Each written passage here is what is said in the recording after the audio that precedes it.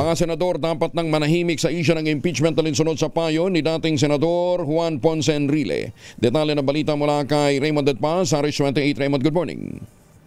Mahalagang pakinggan at sundin ang mga payo ni dating senador at ngayon ay Presidential Legal Advisor Juan Ponce Enrile hinggil sa usapin ng impeachment. Ito ang paniniwala ni Senador J.B. Ejercito at Senate Minority Leader Aquilino Coco Pimentel III. Payo ni Enrile, dapat manahimik ang mga senator judges at makinig sa impeachment proceedings at sa mga ebidensya na ipipresenta kapag magsimula ng impeachment trial kay Vice President Sara Duterte. Ayon kay Senador Ejercito, matapos silang manumpa bilang Senator Judge, dapat talaga iwasan na nilang pagsasalita at pagkukomento sa impeachment case laban sa Vice Presidente. Para naman kay Pimentel, dapat lang pakinggan ng Senator Judges ang mga payo ni Enrile dahil veterano ito sa pagdalo at paghawak ng impeachment trial.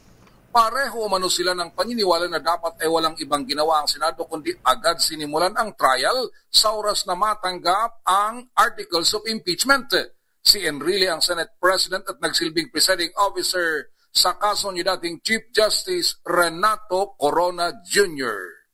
Ito si RH28 Raymond Dedpaz para sa DZRH, una sa Pilipinas, una sa Pilipino.